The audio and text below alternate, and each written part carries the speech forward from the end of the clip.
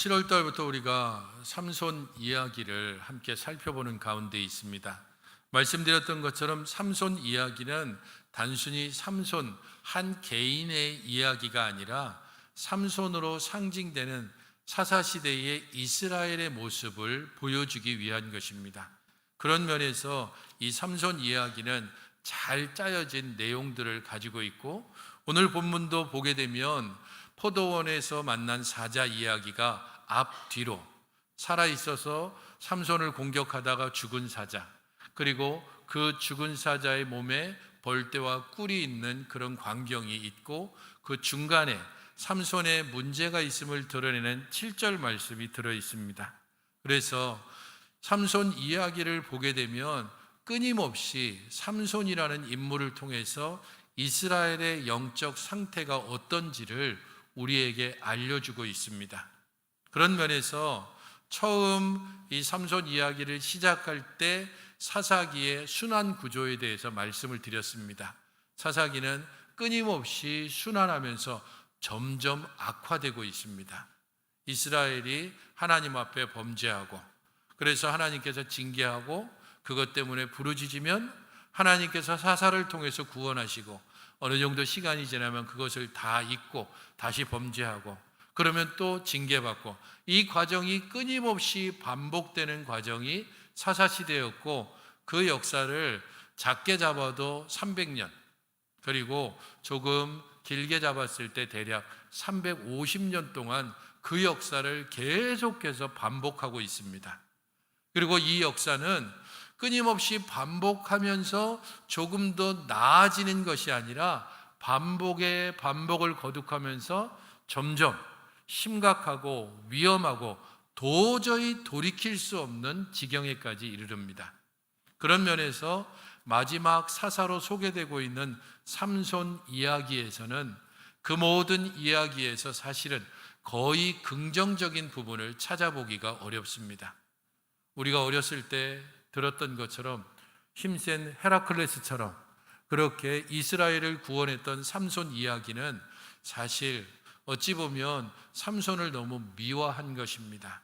말씀을 우리가 하나씩 하나씩 살펴보다 보면 하나님께서 이 삼손을 통해서 이스라엘의 당시의 모습을 보여주려고 하고, 그리고 또한 이 말씀을 읽는 우리들에게 영적인 이스라엘인 우리들은 과연 어떠한지, 너희들은 정말로 이런 모습은 없는지, 너희들에게 이런 불순종, 이런 정욕에 가득한 모습은 없는지를 돌아보게 하는 것입니다.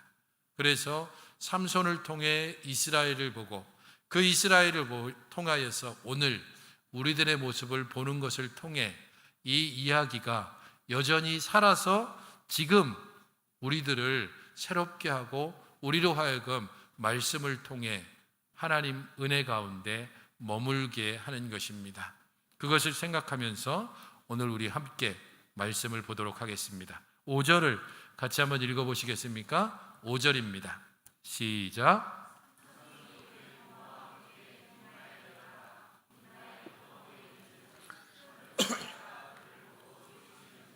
오늘 설교의 제목이 알리지 않았다라고 그렇게 설교의 제목을 잡아봤습니다. 오늘 이야기는 크게 보아서 두 가지 이야기와 그 사이에 있는 한 가지, 이 이야기가 있게 된 그 중간을 이어주는 이야기가 있습니다. 5절과 6절이 첫 번째 사건이고 8절과 9절이 두 번째 사건이고, 그리고 그것을 이어주는 게 7절입니다. 그 구조를 생각할 때에 5절과 6절에서 사자가 공격하고 죽임을 당하고, 8절과 9절에서는 그 사자의 몸에 벌떼와 꿀이 있는 것을 삼손이 취하게 됩니다. 그리고 이 모든 것은 사실 긍정적인 부분이 아니라 삼손의 욕망에서 시작됐다는 것을 알려주는 중간에 연결 구조를 가지고 있는 게 7절입니다. 7절을 한번 보십시오. 그가 내려가서 그 여자와 말하니 그 여자가 삼손의 눈에 들었더라. 삼손이 딥나에 내려간 것, 거기서 사자를 만난 것, 사자를 죽인 것, 죽은 사자의 몸에서 꿀을 취해서 먹고 자신도 더럽게 되고, 그리고 그의 부모도 더럽히게 되는, 이렇게 하나님의 백성, 사사답지 못한 행동을 하게 되는 중요한 이유를 7절에서 말합니다. 그 여자를 보았고 그 여자가 자신의 마음에 꼭 들었기 때문입니다. 문제는 그 여자가 이스라엘 딸이 아니라 지금 이스라엘을 압제하고 있는 블레셋의 딸이라는 데 있습니다. 앞서 우리가 지난주에 14장 1절에서 4절부터 살펴봤듯이 그가 처음 성인이 돼서 등장하는 14장 1절은 딥나에 내려갔다라는 말로 시작하고 있습니다. 어느 곳에서든지 내려간다는 것은 신앙의 퇴보 혹은 부정적인 것을 의미합니다. 역사 가운데서 그리고 삼손이 아이가 아니고 이제 어른이 돼서 스스로 책임지고 결단하고 신앙에 대해서 분명하게 말할 수 있는 그런 상태에서 삼손이 첫 번째 등장하는데 그게 바로 내려갔다라는 겁니다. 그는 그 시작에서부터 신앙의 퇴보된 모습으로 우리에게 소개되고 있습니다. 왜 내려갔는지, 그리고 그곳에서 블레셋 사람의 딸들을 보고 그 여자가 마음에 들었고 그리고 그 여자를 자신의 아내로 맞이하겠다고 부모에게 이야기합니다. 여기서 삼손이 이야기하고 있는 그 여자가 내가 그 여자를 좋아한다라고 하는 이 말은 사사기의 중심 주제 그리고 사사기의 최종 결론과 같습니다. 사사기 21장 25절에 있는 것처럼 그때에 이스라엘의 왕이 없었으므로 각 사람이 자기 소견에 옳은 대로 행했다라는 것이 사사시대의 결론입니다. 왕이 없는 세대, 그래서 자기 소견에 옳은 대로 자기 눈이 보고 있는 대로 행하고 그것이 모든 기준이 되는 시대, 그게 바로 사사시대였고 이 사사시대를 잘 보여주는 인물이 삼손입니다. 그가 그 여자를 내가 좋아한다라고 하는 이 말이 자기 소견에 옳은 대로라고 하는 그 문장을 그대로 쓰고 있기 때문입니다. 바로 그 문장 때문에 오늘 딥나로 그가 내려가고 있다고 5절에서 말합니다. 5절에 그가 딥나의 부모와 함께 내려가는 것은 청혼하기 위해서 내려가는 과정이었고요. 동일하게 또 딥나로 내려가는 과정이 8절에 소개되고 있는데 그것은 결혼하기 위해서 내려가는 과정입니다. 첫 번째 청혼하기 위해서 내려가는 가운데 포도원에 이르렀는데 사자가 그를 보고 소리 질렀다라고 첫 번째 사건에 대해서 말을 해주고 있습니다. 포도원에 이르렀다라고 했을 때 이 포도원에 이르렀다는 것은 단순히 그냥 우연히 가다 보니까 포도원에 다다랐다라는 의미라기보다도 어느 정도 의도적으로 지금 포도원을 향해서 갔다는 것을 암시해 줍니다. 그가 포도원에서 일어난 일을 부모에게 알리지 않았다라고 말하고 있기 때문에 포도원에 부모와 함께 가지도 않았고 혼자 포도원에 갔다는 것을 알 수 있습니다. 그가 왜 포도원에 갔을까? 이런저런 생각을 해볼 수 있겠지만 제가 생각해 봤을 때 두 가지 가능성이 있는 것 같습니다. 첫 번째는 그야말로 자라면서 귀에 딱지가 앉을 정도로 너는 나실인이야, 특별한 백성이야, 너는 하나님께서 아주 특별하게 택해서 나게 하셨어, 이러면서 그가 금해야 될 것들을 말했습니다. 특별히 포도나무에서 난 것, 포도를 먹어서도 안 되고 포도로 만들어진 독주를 마셔서도 안 된다라고 이야기한 그 부분에 대해서 귀가 딱지에 앉도록 들었을 겁니다. 자기 친구들은 다 먹는 포도죠. 자기 친구들은 언제나 먹을 수 있는 건포도와 포도나무 열매를 자기만 먹지 못하고 계속해서 자라왔습니다. 그런 그였기 때문에 지금 이스라엘의 경내를 벗어난 딥나에서 부모로부터 떨어져서 그는 포도원을 향해서 일부러 갔을 가능성이 첫 번째입니다.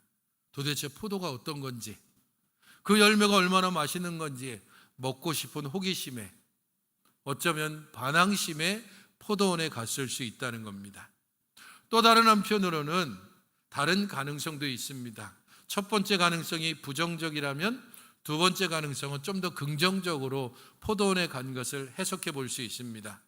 그가 딥나에 가까이 갔을 때 너무 긴장한 나머지 생리적인 현상이 그에게 왔고, 이 생리적인 현상을 해결하기 위해서 부모와 떨어져서 잘 사람들이 보지 않는 포도원으로 들어갔을 가능성, 부정적이든 긍정적이든 어쨌든 삼손은 포도원에 갔고, 이 포도원은 삼손에게는 금지된 장소입니다.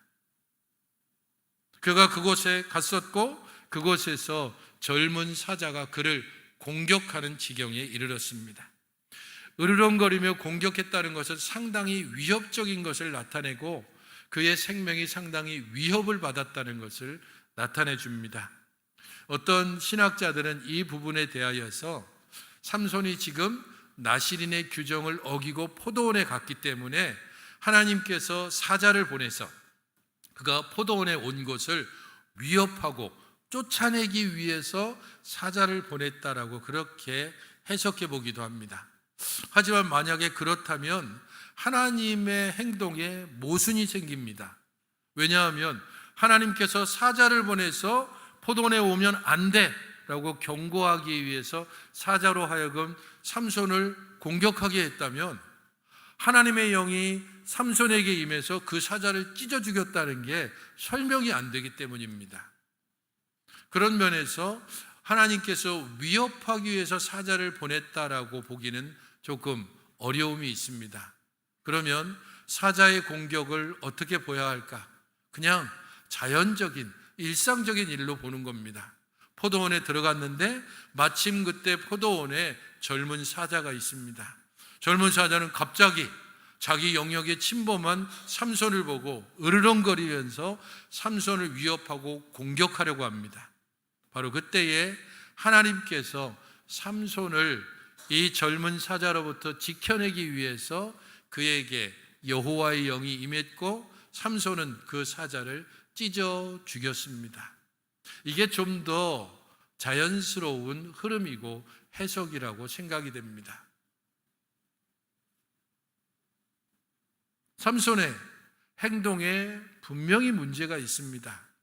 그가 생리적인 현상을 해결하러 갔던, 아니면 호기심이나 반항심으로 갔던, 어쨌든 나시린으로서 포도원에 들어갔다는 것 자체가 그에게 있어서 어떤 상당한 문제가 있다는 것을 보여줍니다.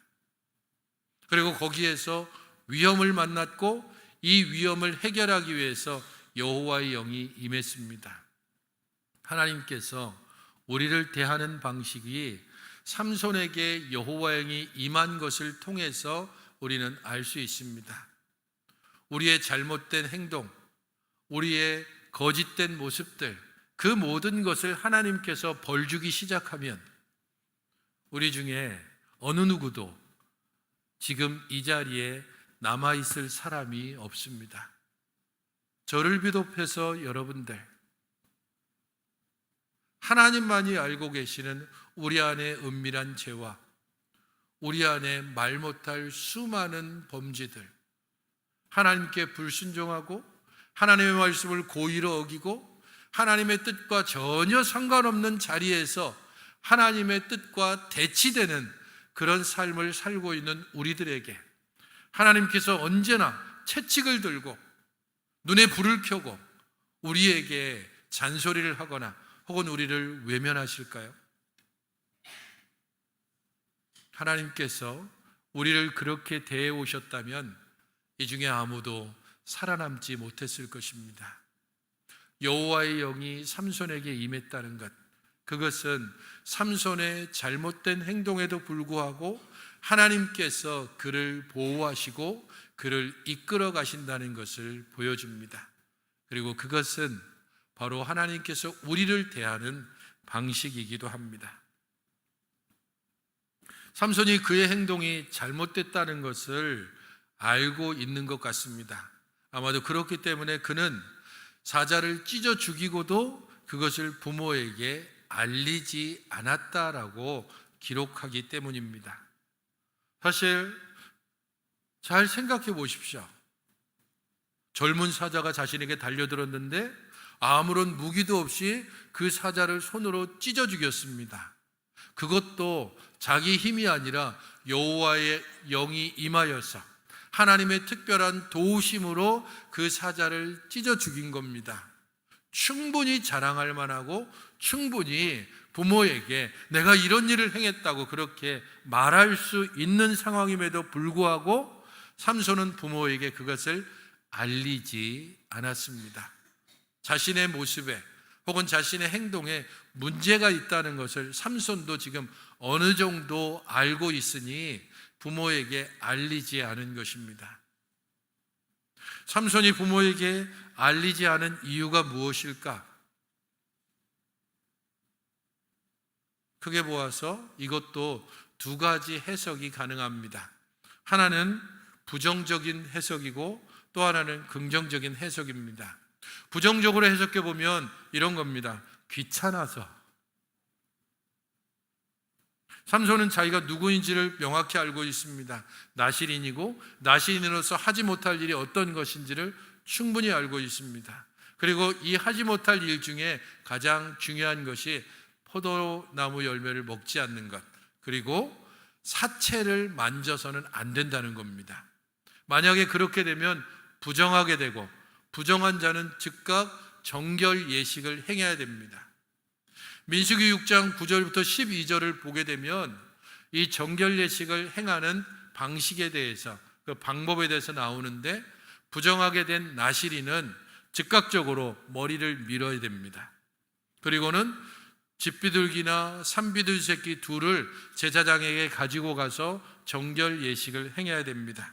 거기에 끝나지 않고 1년 된 순양을 속건제물로 드려야 합니다. 삼손에게 두 가지 문제가 생기겠죠. 하나는 시간이 걸리고 또 하나는 재물도 여기에 들어갑니다. 하지만 어쩌면 삼손에게 이 두 가지 문제보다 가장 큰 문제는, 만약에 정결 예식을 행하게 되면 지금 딥나의 여인에게 가는 것이 상당히 뒤로 미뤄질 수밖에 없습니다. 자신의 부정을 부모에게 말하는 순간 즉각 이 걸음을 돌이켜서 자기 고향으로 돌아가야 되고 제사장에게 가야 되고 정결 예식을 행해야 되고 부정의 기간을 지내야 되고, 그리고 머리가 빡빡 밀린 채로 이 여인에게 가지 못하니까 훨씬 더 시간을 뒤로 미뤄야 됩니다. 귀찮은 일입니다. 말씀을 알긴 하지만 이 말씀대로 행하다가는 귀찮은 일이 발생합니다. 그러니 입 꾹 닫고 부모에게 알리지 아니하였더라. 이것이 첫 번째 사건의 결말이고, 그것은 바로 이어지는 7절을 통해서 그가 내려가서 그 여자와 말하니 그 여자가 삼손의 눈에 들었더라. 바로 전에 하나님의 말씀에 어긋난 행동을 한 것임을 알음에도 불구하고 그는 그 여자에 온통 빠져 있습니다. 그가 부모에게 말하지 않은 이 의도를 보다 긍정적으로 해석해 보면 두려워서 그러지 않았을까라고 생각해 보기도 합니다. 아주 긍정적으로 그의 부모가 끊임없이 계속해서 너 이거 하면 안 돼? 너 나실이냐? 너 하나님 백성이야? 너 하나님을 믿는 자야. 그러니까 이거 하면 안 돼. 절대로 이렇게 가면 안 돼. 그렇게 끊임없이 말했던 부모의 말을 기억할 때에 비록 갑작스러운 일이긴 하지만 사자를 찢어 죽였습니다. 덜컥 겁이 났을 겁니다. 사자를 찢어 죽였어요. 어디에서? 포도원에서. 거긴 왜 갔어? 이렇게 따져들기 시작하면 얼버무려야 되겠죠. 두려움이 엄습하면 그때는 회피하게 될 수밖에 없습니다. 처음 하나님의 사람이 죄를 지었을 때에 아담아 네가 어디 있느냐라고 불렀을 때 우리가 하나님이 두려워서 숨었다라고 이야기하는 것처럼 부모의 추궁이 두려워서 부모에게 알리지 않았을 가능성, 그것이 두 번째 가능성이기도 합니다. 긍정적으로 해석하든 부정적으로 해석하든 삼손의 태도에 문제가 있습니다. 죄는 덮는다고 숨겨지는 것이 아니기 때문입니다. 8절과 9절은 바로 그 덮여진 죄가 다시 또 문제를 일으킨다는 것을 우리에게 보여줍니다. 8절을 보십시오. 얼마 후에 삼손이 그 여자를 맞이하려고 다시 가다가 돌이켜라고 말합니다. 이때에는 시간이 어느 정도 흘렀는지는 분명치 않습니다. 청혼을 하고 다시 그 여인과 결혼하기 위해서 길게 잡으면 6개월, 어쩌면 짧게 잡으면 한 3개월 정도쯤 결혼을 위한 준비를 다 마치고, 그리고 이제 부모와 함께 다시 딥나로 내려가고 있는 상황이었습니다. 그런데 그곳에 가다가 문제가 하나 발생합니다. 그냥 쭉 갔으면 별 문제가 없을 건데 여기에 돌이켜라고 하는 단어를 사용하고 있기 때문입니다. 돌이켜라고 하는 이 단어는 그가 의도적으로 어느 한 방향에서 갔다는 것을 의미합니다. 얼마 전에 포도원에서 사자를 찢어 죽였는데 그게 어떻게 됐는지 궁금한 겁니다. 그래서 그것을 확인하기 위해서 삼손은 가던 길을 돌이켰습니다. 첫 번째 그가 청혼하기 위해서 가던 길에서는 포도원에 갔을 때에 그것을 긍정적이든지 부정적으로 두 가지 의미로 어쨌든 해석이 가능했습니다. 하지만 지금 그가 포도원으로 가는 이유는 단 한 가지 이유밖에 없습니다. 자기가 한 일을 확인해 보기 위해서, 마치 범인이 다시 그 사건 현장에 가는 것처럼 삼손은 자신이 했던 일을 확인해 보기 위해서 돌이켜 그 장소로, 가지 못할 장소에 그는 다시 또 그곳으로 가고 있습니다. 삼손의 신앙에 문제가 있는지 아니면 부모의 가정교육에 문제가 있었는지는 분명치 않지만 우리가 생각하기에 아마 둘 다일 겁니다.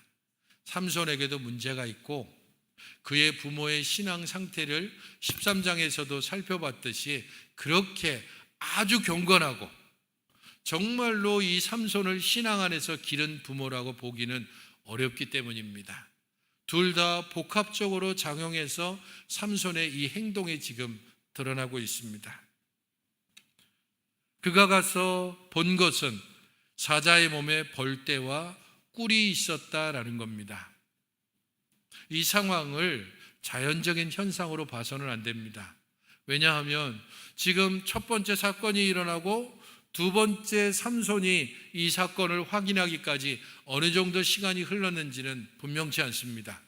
하지만 아무리 길게 잡아도 6개월 최대, 그리고 짧게 잡으면 한두 달에서 석 달 정도밖에 안 될 겁니다. 젊은 사자라고 했기 때문에 상당한 부피를 가지고 있습니다. 이 사자가 사체가 돼서 썩기까지 상당한 시간이 흘러야 됩니다. 그런데 거기에 벌떼와 꿀이 있었다라고 기록해두고 있는 것은 이게 자연적인 현상이 아니라는 것을 보여줍니다. 일반적인 현상이라면 어떤 현상이 보여줄까? 그곳에 갔을 때에 파리가 잉잉거리고 구더기가 들끓고 있었다. 이것이 자연적인 현상일 겁니다. 그런데 거기에 전혀 생뚱맞게 벌떼가 있고 이 벌떼로 인하여서 꿀이, 삼손이 손으로 떠서 먹고 그 부모에게 가져다 줄 만큼 꿀이 가득했던 겁니다. 일반적인 현상이 아니라 특별한 현상입니다.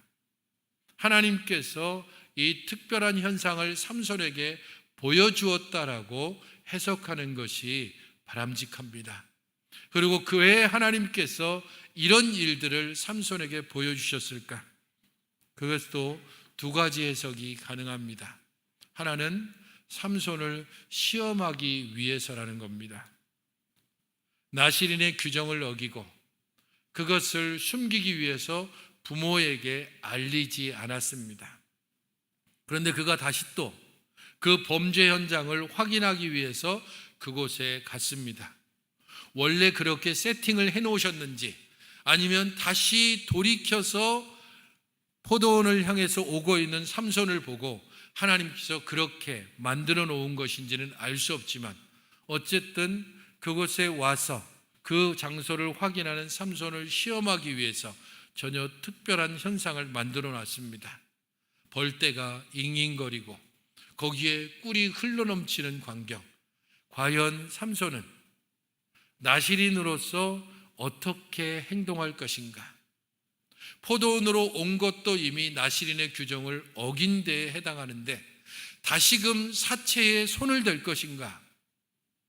그는 우리가 짐작하는 대로 사체에 손을 뻗어서 손으로 그 꿀을 떠서 걸어가며 먹었다라고 기록을 해두고 있습니다.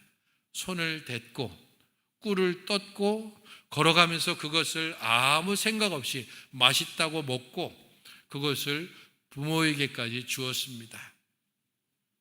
첫 번째 행동이 그에게 있어서 두 가지 긍정적이고 부정적인 해석을 가능하게 했다면 이 두 번째 행동을 통해서 그는 그야말로 생각이 없구나. 젊은 사람들이 듣기 싫어하는 말들 있죠. 개념이 없구나. 하나님의 사람 혹은 나실인이라고 하는 아예 의식 자체가 없구나. 맛있다고 그 꿀을 먹고 그리고 그 꿀을 부모에게까지 주는 삼손의 모습을 생각해 보십시오. 꿀을 향하여 손을 내미는 순간 그는 부정해졌습니다.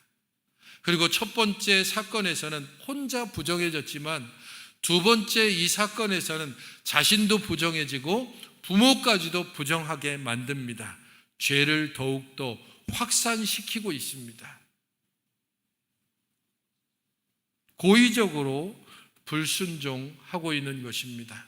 삼손의 모습을 통하여 그에게 별로 기대할 것이 없다는 것을 우리에게 보여주고 있습니다. 눈에 보이는 대로 자기 생각이 옳게 여기는 대로 자기 소견에 옳은 대로 행하는 사람이었고 그 시대의 상징적인 인물이기 때문입니다. 하나님의 말씀을 기준으로 삼지 않을 때 삼손의 모습이 그대로 이스라엘 가운데 나타나는 것이고 그것은 또한 오늘날 우리들에게도 동일하게 나타납니다. 말씀에 기초한 삶을 살지 않을 때 우리들의 모습이 삼손과 다를 것 같습니까? 하나님의 말씀이 우리의 발목을 잡거나 우리의 심장을 움켜쥐지 않으면 우리는 우리 감정이 원하는 대로 우리 욕심과 탐욕이 우리를 이끄는 대로 살아갈 수밖에 없는 그런 사람들입니다. 하나님의 말씀이 우리들을 비춰가고 우리들을 이끌어가지 않으면 우리는 엄한 데에 발을 디뎌놓고 온갖 몸을 더럽히면서 스스로 망해가는 모습을 목격할 수밖에 없는 사람들입니다.